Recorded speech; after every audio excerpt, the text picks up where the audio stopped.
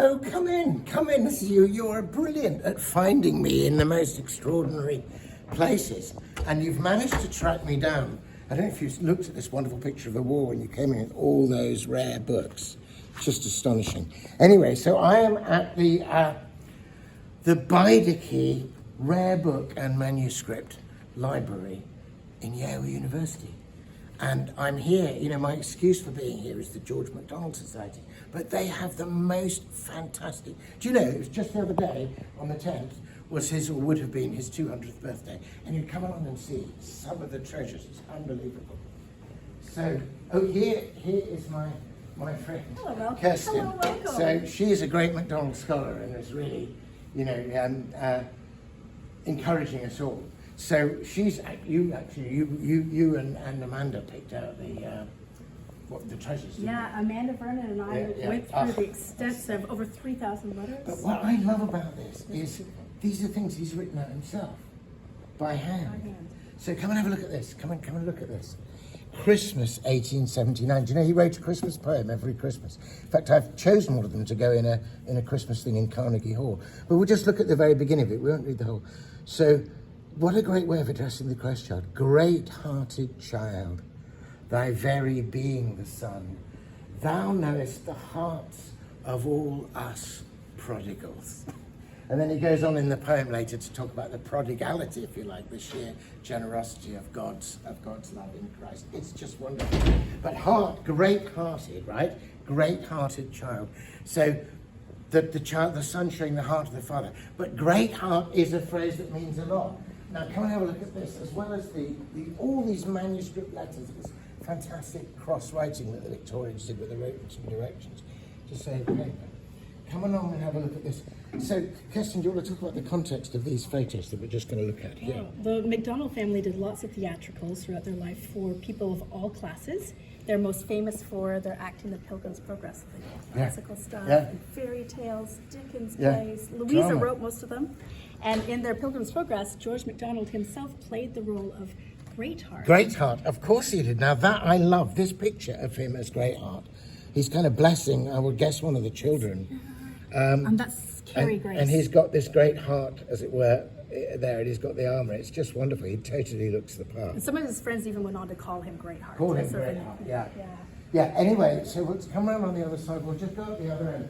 So as well as his letters and writings, this collection, it's just an astonishing collection. Not sure how it ended up here, but it's all the letters of people to him. And George MacDonald was like, he was kind of massive in the 19th century. He's, you know, one of the reasons why we have a George MacDonald Society is to try and wake us up to what we're missing, you know. Everybody knew him and cared about him. And so just as a couple of instances, this is a letter here. I mean, I'm physically touching with my hands. This is a letter from Mark Twain. And Mark Twain and George MacDonald got on really well. And then they're exchanging books. So Mark Twain's writing to MacDonald, send him a book and saying how hard it is waiting for publishers to publish it. And then he says, then obviously MacDonald's offered him another book, and what he wants is a second copy of The Back of the North Wind. Since I may choose, I will take The Back of the North Wind in return for our children's sake. They have read and reread their own copy so many times that it looks as if it had been through the wars. Now, wouldn't you love, if you're a children's writer, to get a letter from another great writer saying, "My kids have read your book to bits," you know? Now, let's come along and oh golly, yes, that's it. Now, okay, so look at this. CHCH, Oxford, January the 22nd, 1866. So CHCH is, of course, Christchurch, and this is a letter from Charles Dodgson, otherwise known as Lewis Carroll, to one of the MacDonald children. And it's just wonderful. My dear Mary, I'm very glad you like the new copy of Alice's Adventures. I should like very much to come and see you all. If I could find a time, but I can't at present.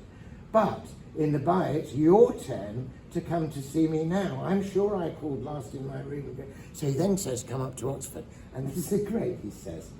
As for the distance, you know, why? Oxford is as near to London as London is to Oxford. If your geography book doesn't tell you that, It must be a wretched affair, and you'd better get another. It's absolutely superb. So then, but now we're going to go from, if you like, the ridiculous to the sublime. I mean, to something extraordinary. Because people, it wasn't just like literary greats sending each other postcards. There was a real heart. He was a great heart, and he had a way of opening up other people's hearts. And one of the most moving things in this collection is a letter from John Ruskin. If there was ever anybody who could have put in relationships on Facebook, it's complicated, it would have been John Ruskin. But, you know, such a great mind. So this is a letter of the most astonishing kind. Now, do you want to say something, Kirsten, about the context of this letter? I think it's on the death of Rose, isn't it? It is on the death of Ruskin's love, Rose Latouche. And MacDonald was very close to both of them, and the whole family was. And I do think this is one of the most moving letters ever written. Oh, yeah. It is so beautiful. And Malcolm, you're going to read it. I'm going to read. This is what, instead of reading from a book, I'm going to read you this. It does feel strange, doesn't it, reading an intimate moment of correspondence, but to think not only that MacDonald held and wrote this, but that in the depth of his grief and anguish, and frankly guilt as well, Ruskin got this word of such compassion and such kind of deep hope, really. Mm-hmm. So it turns on the idea which they both shared and which Ruskin had written about, of Psyche. So Psyche is the Greek word for soul, but it's a goddess, and she is a butterfly. And the Greeks had already intuited that there was something highly significant in the kind of apparent death of the caterpillar and the chrysalis and the metamorphosis. And metamorphosis, as we will see later if you read Lilith, is really vital. So let me just read this because it's so beautiful. My very dear Ruskin, I want first to speak a word in your ear. I don't know what it shall be. I only want you to know it's my voice. Do not turn your head to look at me, or stop what you are doing to think a moment about me. Go on. But the Psyche is aloft, and her wings are broad and white, and the world of flowers is on her, and the sea is all around her. And the empty chrysalis, what of that? Now, we are all but Psyches, half awake, who see the universe in great measure only by the reflection from the dull coffin lids over us. But I hope infinitely, and ever the longer I live and try to live and think how to love perfectly, I see the scheme of things here more orderly and more intelligible, and I am more and more convinced that all is on the way to be well, with a wellness in which there was no other road than this, a wellness to which there was no other road than this where you and I are walking. Let us thus call a word now and then through the darkness as we go. There is a great sunrise behind the hill, but that hill death alone can carry us over. I look to God to satisfy us all. It cannot be but that he will satisfy you to your heart's contents. You have fought a better fight, I think, than you yourself know, and his gentleness will make you great in the kingdom of his love. What a letter to write. It carries on. We'll just pause. What a letter to write to a bereaved man who's also has all the complications that he loved somebody. It was kind of impossible for him, really, finally, to be with. And that's George MacDonald. That's the great heart. And it's just, you've put that letter and you've written brilliantly about it in your book.